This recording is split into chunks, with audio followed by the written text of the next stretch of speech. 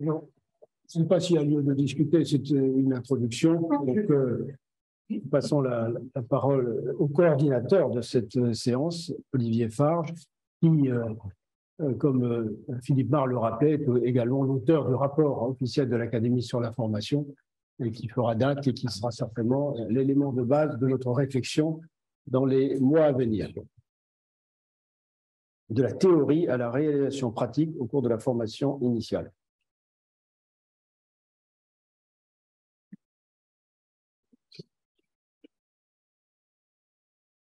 Et on passe. Merci à l'Académie de chirurgie et merci à Philippe Marre d'avoir organisé cette séance et de m'avoir invité. Je vais vous parler de la formation pratique. Je vais me restreindre à la formation initiale, parce que celle que je connais à peu près. Opérateur, on a bien compris le sens que ça voulait impulser, mais je vais vous parler surtout des chirurgiens. C'est sans doute vrai pour les médecins interventionnistes dans d'autres spécialités, mais voilà. Et de la théorie à la réalisation pratique, c'est pas de la théorie de la formation à la pratique opératoire, c'est plus de la théorie de ce qui avait été prévu en termes de formation et la réalité de ce qu'est cette formation.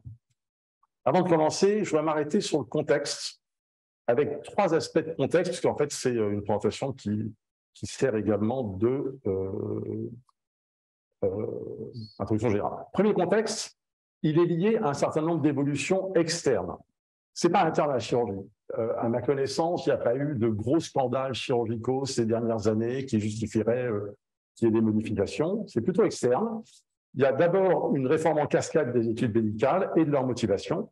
Réforme du 3e cycle, il y avait 2 motivations, c'est être lisible, avoir une formation lisible à l'échelle européenne, parce que c'était très complexe jusque-là. Bon, ça, c'est à peu près clair maintenant. Deuxième raison, c'était répondre à l'attente des étudiants qui voulaient un poste DES pour tous les internes qui en ont besoin. Alors ça, c'est un échec, parce qu'il n'y a plus de poste DES théorique dans le cadre de la formation.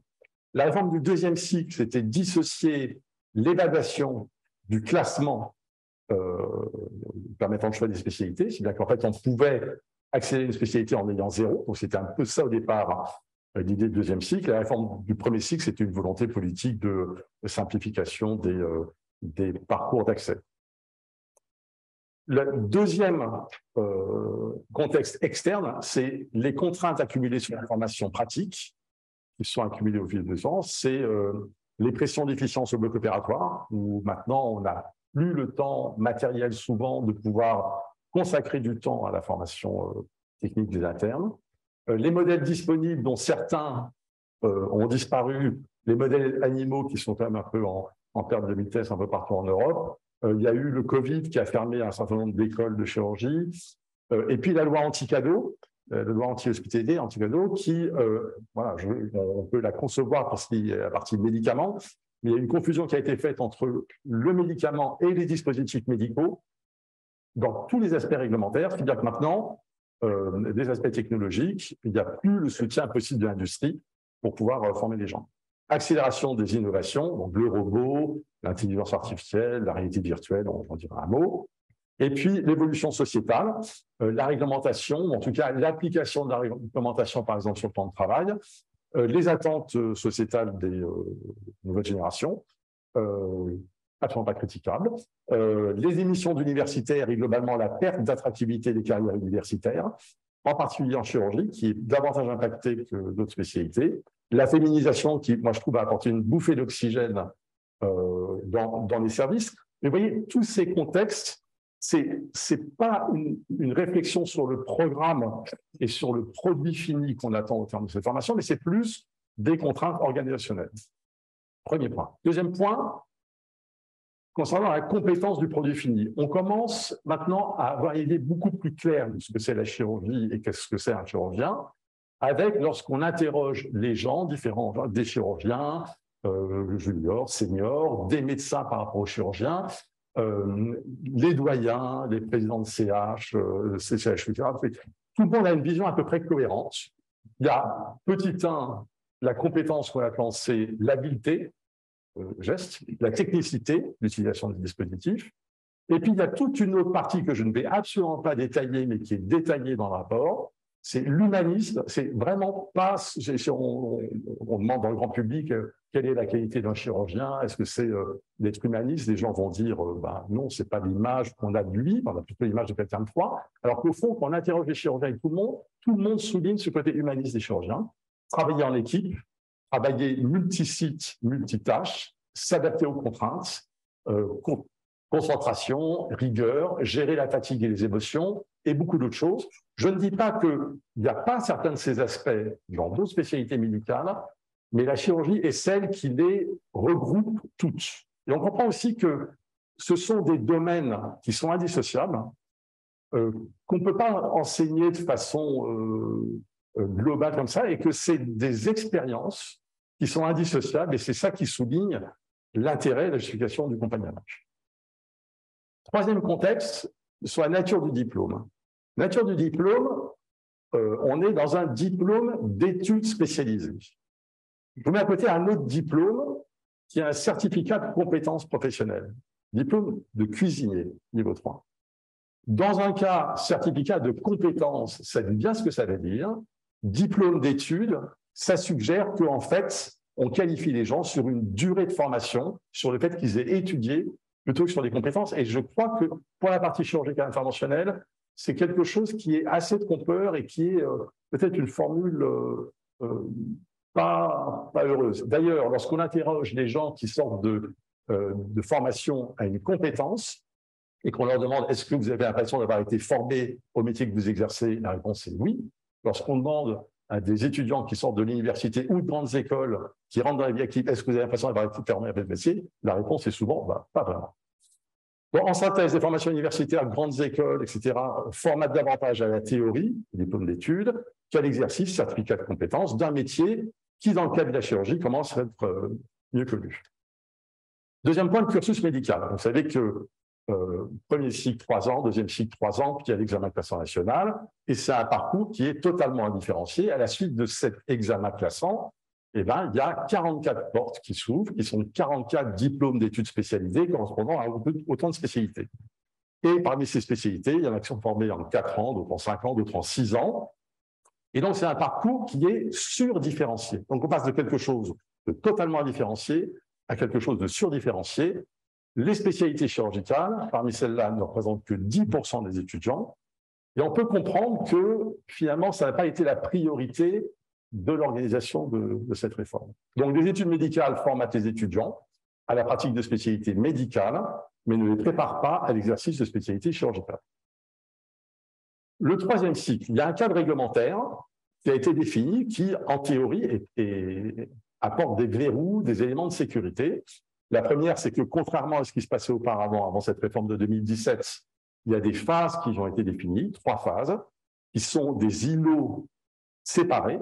Et à chaque fin de phase, il y a une évaluation spécifique qui est prévue dans les textes et qui dit, en particulier, il faut qu'il y ait un recensement des actes ou des parties d'actes réalisés au bloc opératoire, qu'il y ait une formation en centre de simulation, etc., qu'il y ait des compétences chirurgicales et autres qui puissent être mesurées.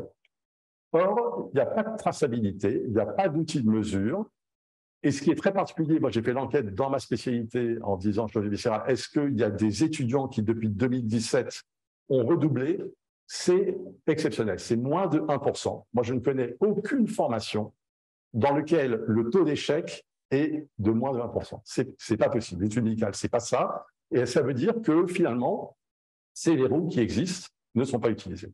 Donc, pas de traçabilité et pas d'utilisation des verrous, et puis pas d'évaluation des étudiants qui veulent rentrer dans des cursus qui sont compliqués.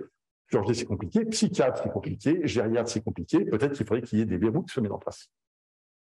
Alors, en synthèse, les études chirurgicales ont été raccourcies et ne tracent toujours pas les compétences qui devraient être acquises, techniques et autres, comportementales. Alors, qu'est-ce qu'on peut faire en 2-3 diapositives comme proposition? On a demandé dans le cadre du rapport à l'ANEMF, qui est le syndicat des étudiants de deuxième cycle, de réfléchir à cette question. Qu'est-ce qu'on peut proposer comme évolution? Et ce que je trouve qu'ils ont proposé est très intéressant. La première, c'est permettre aux étudiants de découvrir de façon précoce et optionnelle la chirurgie, les forums de métier, le mentorat senior, les unités d'enseignement libre, un cadre réglementaire pour eux lorsqu'ils font des aides opératoires s'ils veulent tester ce que c'est la chirurgie, toute mesure qui pour l'instant n'existe pas. Préparer au stage de chirurgie du deuxième cycle, qui est complètement oublié actuellement, donc c'est un enseignement ayant trait au rapport au corps et à l'éthique des chirurgiens, développer des masters d'anatomie, qui est une formation préalable à l'habillage stérile, aux instruments, aux sutures, au tri des déchets, bref, qui est une préparation à ce stage et que ce stage définisse des objectifs de formation, quelles que soient les spécialités chirurgicales d'ailleurs. Et définir adapter les objectifs de stage en chirurgie, avec des parcours de formation des différentes activités qu'il puisse y avoir, des stages qui puissent être faits en CH, et ça, c'est peut-être au premier plan par rapport à l'enseignement de la spécialité chirurgicale dans lequel ils sont. Du côté des enseignants, les propositions, c'est évaluer chez les étudiants souhaitant intégrer un DES de chirurgie, un diplôme d'études de spécialité chirurgie, leur motivation et leur appétence.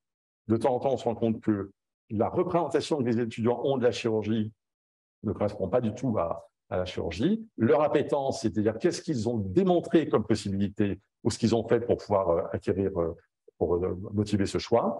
Il y a certaines compétences innées et capacité à acquérir des compétences spécifiques qu'il faut évaluer. Ce sont deux choses différentes. On peut être très bon sur des compétences innées et s'avérer incapable de s'améliorer. Et l'inverse est vrai. Donc, on ne peut pas se baser uniquement sur les compétences innées et toutes ne sont pas prédictives des qualités de chirurgien.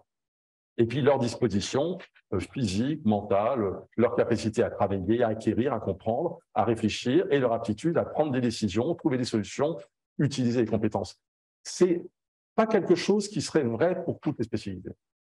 Et pour le troisième cycle, sanctuariser le temps d'apprentissage personnalisé, basé sur des méthodes classiques, le compagnonnage, et moderne, le tutorat intelligent, l'intelligence artificielle, la réalité virtuelle, la pratique délibérée, c'est-à-dire on filme des gens en train de faire quelque chose, puis on leur montre la vidéo et on les tutore de façon individuelle pour faire ça. Les deux sont indissociables. Les modèles de réalité virtuelle ne remplaceront jamais le compagnonnage, mais c'est une façon d'optimiser la formation par compagnonnage, puisque la durée globale a été réglée. Et surtout, évaluer de façon rigoureuse la courbe d'apprentissage, c'est-à-dire la dynamique d'acquisition, les gestes et les autres compétences requises au travers d'un logbook, c'est-à-dire d'un registre. Donc, en conclusion, si je reprends une petite théorie et pratique, la théorie, c'est une formation basée sur l'acquisition de compétences plutôt que sur une durée. Et les spécificités de la pratique de la chirurgie sont définies et acceptées. Simplement, il n'y a pas encore de traduction en termes pédagogiques de cette théorie, ni dans l'accès aux spécialités chirurgicales, ni dans les modalités de la formation, l'évaluation des parcours. Je vous remercie. Merci. Merci beaucoup. C'est très clair. Est-ce que quelqu'un veut intervenir sur ce qui vient d'être dit? Là, alors, il y a différentes façons, évidemment, d'approcher ce problème, différents angles. Il y a celui des étudiants, des internes, et puis celui plus universitaire, je dirais, dans la sélection, qui n'existe pas vraiment, autrement que après le concours classant, qui permet de choisir d'emblée une discipline, alors qu'effectivement, on a eu un contact pendant le deuxième cycle, l'externat. Je pense que c'est souvent là que les vocations, si elles n'étaient pas déjà nées, se confirment ou s'infirment en fonction des expériences. Je pense que ça a toujours été. Il n'y a rien de nouveau de ce côté-là. Est-ce que, pour en revenir à l'évolution sociétale que vous évoquiez, l'approche de la qualité de vie qu'on a tous ressentie chez nos élèves, dans leur comportement, dans le temps qu'ils consacrent à leur nouvelles pratiques, change les choses, et également dans ce qui peut leur être proposé. C'est là, je pense, que le contexte a aussi beaucoup changé. Ouais. C'est-à-dire que le temps réellement consacré par eux à la formation s'est considérablement réduit. Et probablement, il faut aussi s'adapter à ça. Ouais. Moi, je trouve que les internes de chirurgie qui passent dans un service et que je connais dans d'autres services ils sont très bons, ils sont volontaires. Il ne s'agit pas de les montrer du doigt, mais c'est simplement de savoir. Il y a aussi des contraintes légales où on ne peut pas les faire travailler plus d'heures que ce qui est. Ça, c'est vrai, mais la qualité de vie, si on prend une définition assez large de la qualité de vie, elle est en train d'évoluer également pour les seniors. C'est-à-dire que s'il y a beaucoup d'universitaires qui quittent les CHU, c'est peut-être parce que la qualité de vie qu'ils trouvent au CHU ne répond pas à leur attente actuelle. Donc, on avait fait un début d'enquête comparative sur les attentes de qualité de vie chez les étudiants et chez les enseignants. C'est Pierre-Hugues Brochet qui l'avait coordonné c'était un neurochirurgien au collège. Et en fait, lorsqu'on analysait les réponses, aujourd'hui, il n'y avait plus tellement de différence entre les deux. Voilà. Peut-être qu'il y avait une différence entre l'évaluation qui était faite à un moment donné, il y a 10-20 ans, et je ne suis pas certain qu'aujourd'hui, ça soit aussi clair que ça. Une telle différence transgénérationnelle. En tout cas, pas réellement de conflit de génération. Alors, on a une intervention à distance de Patrick Cros, je crois, Patrick. Bernard. C'est pas Patrick, c'est Bernard Cron. Bernard, pardon Bernard. Bonjour les amis. Vous avez mis le doigt sur un phénomène absolument fondamental. Il y a un problème de son. Oui. Voilà. Bernard. Oui, vous avez mis le doigt sur un problème fondamental. C'est l'initiation à la chirurgie lors du deuxième cycle. Avant mai 68, il y avait le concours d'externat. Quand on était nommé en deuxième année de médecine. On apprenait à faire une suture, des plâtres, un diagnostic abdominal, un diagnostic de lecture radiologique, et on était très dégrossi pour pouvoir entamer sa fonction d'interne très précocement. Et je crois qu'il faut mettre le doigt sur ce problème-là, c'est l'initiation à la chirurgie pour les volontaires pendant le deuxième cycle. Je pense que c'est là le problème fondamental. Alors, pour peut-être une partie d'entre eux, ils ont quand même des expériences qui, au service des urgences, qui, dans les services de chirurgie qu'ils auront choisis.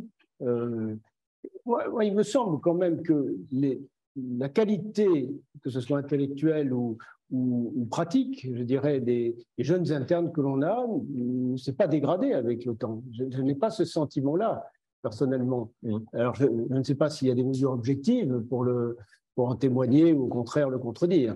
Mais je n'ai pas l'impression qu'en gros que le niveau a baissé. Non, je vais faire juste une remarque. C'est la première remarque que j'ai déjà faite, c'est les futurs chirurgiens, c'est 10% des étudiants. Oui. Donc, ce n'est pas la majorité des étudiants. Donc, c'est un peu une niche. Et on sait qu'il y a une vraie vocation. On est tous là pour en témoigner. Oui, mais enfin, une fois qu'on a dit qu'ils ont la vocation, parfois ils se trompent sur l'image qu'ils ont de la chirurgie. Donc, leur vocation n'est pas basée sur des éléments. Alors, donc, il y a cette évolution que vous évoquiez en fin de deuxième cycle. Et le deuxième point, oui, c'est que il y a une étude qui a été faite en Angleterre. Ils ont demandé à des étudiants qui étaient passés en chirurgie, voilà, est-ce que vous avez l'impression au décours de votre stage que vous avez fait en deuxième cycle en chirurgie, que vous avez une bonne idée de la chirurgie? Il y avait à peu près la moitié qui disait oui et la moitié qui disait non. Parmi les gens qui avaient une bonne idée de la chirurgie, il n'y en avait que 20% qui voulaient faire de la chirurgie au maximum. Et parmi ceux qui n'avaient pas une très bonne idée, qui n'avaient pas bien perçu ce que c'était la chirurgie, il y avait plus de 50% qui voulaient faire de la chirurgie. Donc, c'est qu'est-ce qu'en deuxième cycle, on arrive à faire comprendre des étudiants, ils sont en chirurgie viscérale, qu'ils apprennent l'appendicite, l'occlusion, à la limite, ce n'est pas le problème. C'est qu'est-ce qu'ils comprennent de la chirurgie, est-ce qu'ils ont compris ce que ça représente, et est-ce que c'est ça qui les attire. Donc, il y a une cohérence entre la représentation et la réalité. Le problème essentiel, oui. Alors, Didier Leger. Un micro. Merci Pascal. Moi, j'avais juste une inquiétude à partager avec vous. C'est qu'aujourd'hui, on sent monter de la part des IBOD le fait qu'elles ne veulent plus que les étudiants en médecine aient l'équivalence de pouvoir s'habiller pour être aide opératoire. Et on sent monter en charge dans les blocs opératoires partout, en privé, quand certains étudiants de 5e, 6e année viennent faire de l'aide opératoire, des IBOD qui disent non, tu n'as pas le droit. Je vous rappelle que l'équivalence diplôme infirmier, c'est 4e année de médecine validée. Et donc, il faut vraiment qu'on fasse tous très attention au fait qu'il faut qu'en fin de notre deuxième cycle, ils aient validé l'équivalence infirmier, l'équivalence IBOD. Sinon, on a aujourd'hui, y compris des IBOD un peu dictatoriales, qui disent, même les internes de chirurgie ne peuvent pas s'habiller pour nous remplacer, ils ne sont pas équivalence IBOD. Donc, il y a vraiment un enjeu très important de nos jeunes, de s'assurer qu'on doit leur valider quelque part l'équivalence IBOD pour qu'ils puissent continuer à faire des aides opératoires pour certains payer leurs études, d'autres pour découvrir la chirurgie et d'autres pour continuer à faire de l'aide opératoire parce que les syndicats d'IBOD veulent aujourd'hui interdire aux étudiants en médecine d'être équivalents IBOD. Merci. Tout à fait. Je n'ai pas de commentaire. Hubert Joannet. Oui, tu nous as expliqué qu'il y avait les contrôles existaient mais qu'ils n'étaient pas appliqués. On voit bien pourquoi, parce qu'effectivement, quand un stage n'est pas validé, le stage est boycotté. J'ai connu ça. Qu'est-ce que tu suggères pour qu'il y ait des contrôles effectifs qui puissent être applicables? Alors, je dis pas que les coordonnateurs locaux ou régionaux qui valident les différentes phases et le diplôme final et fait la proposition au doyen ne font pas bien leur travail, c'est pas ça que je dis. Mais ce que je dis, c'est que l'arrêté maquette avait prévu qu'il y ait un logbook facilement accessible où les étudiants puissent tracer qu'est-ce qu'ils avaient fait comme intervention, quel temps opératoire, en premier, en deuxième, voilà, et qu'ensuite, ils aient ces éléments de preuve comme d'autres preuves. Avoir fait une consultation d'annonce, avoir géré les complications. Et ces éléments de preuve, l'outil permettant de recueillir ces éléments de preuve est prêt dans la spécialité depuis des années, mais simplement, il n'a pas été techniquement mis en place, et nous, on ne peut pas le faire, on n'a pas la main pour le faire. Et demander à des étudiants de garder sur un bout de papier, voilà, nous, on fait un tableau Excel où ils remplissent les choses, mais enfin, ça n'a pas de sens, et ça je trouvais que, quand on l'avait proposé, le fait qu'il y ait ça, c'était commencer à imprimer la marque qu'ils auraient un jour à réfléchir à qu'est-ce que c'est une recertification, une accréditation, et donc qui se prépare à cette démarche. Il y avait cet objectif aussi. Donc, je pense qu'on a loupé le coche, malheureusement, de cet aspect de la réforme. Ça reste à faire. Ouais. François Richard. Voilà. Non, mais Olivier, tu l'as bien montré, il y a eu quand même un certain nombre de points qui ont été loupés. Hein. Je pense qu'il faut savoir que cette réforme a manqué, le fait d'aboutir à une meilleure formation au niveau des DES, puisque tu l'as rappelé, ça avait été prévu d'être fait, ça n'a pas été fait. Là, tu viens de signaler le fait que le logbook n'a pas été organisé. Donc, on peut se dire, et on est responsable puisqu'on était aux manettes, c'est que les chirurgiens sont excessivement mal débrouillés pour faire passer cette réforme et que les chirurgiens se sont fait entuber dans le cadre de cette réforme et que il y a une espèce de bashing global qui fait que tout et marche pas et ça participe du système. Donc il faudrait peut-être réveiller un petit peu, parce que, je veux dire, quand on entend ce que vient de dire Didier à propos des IBOD, qui sont les mêmes qui sont venus nous voir quand j'étais président de l'Académie de chirurgie pour demander qu'on les soutienne au moment des aides opératoires, il faut peut-être qu'on prenne nos responsabilités et qu'on dise un certain nombre de choses.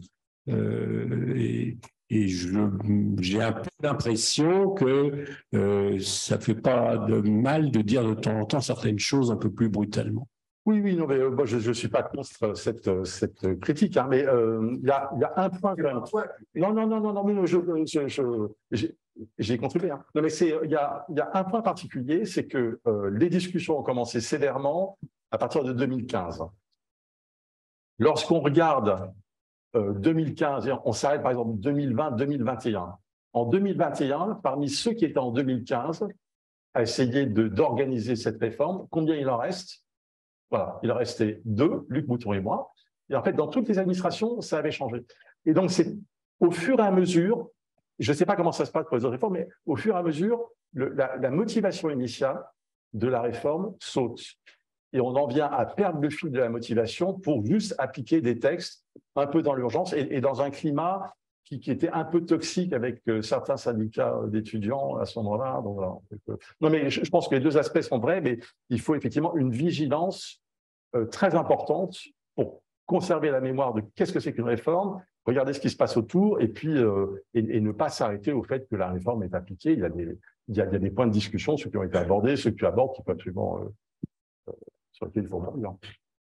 Donc, si j'ai bien compris, au niveau des enseignants et des services formateurs des CHU, peut mieux faire dans le suivi, dans la précision du suivi de leurs élèves, en particulier l'idée d'un logbook peut-être qui va s'aider maintenant du numérique pour rendre les choses encore plus facilement exploitables, je dirais, et probablement y attacher un certain nombre de choses qui participeront de leur formation, des progrès à faire, ne serait-ce que d'appliquer la réforme, la juste réforme. Et de disposer des outils pour le faire. Alors, merci beaucoup. Merci. Et alors, j'allais dire ce qui nous manque, mais on va l'avoir dans la minute qui suit, c'est la vision des jeunes chirurgiens. Alors, nous avons ici le président du Collège national des jeunes chirurgiens, Gabriel Seydoun, qui était encore interne il y a 3 ans, à peu près, qui qui a vécu, je dirais, dans sa chair, on va dire, sa formation chirurgicale et qui va nous donner sa vision de son expérience, mais aussi la façon dont il envisage le futur. Gabriel Sédou.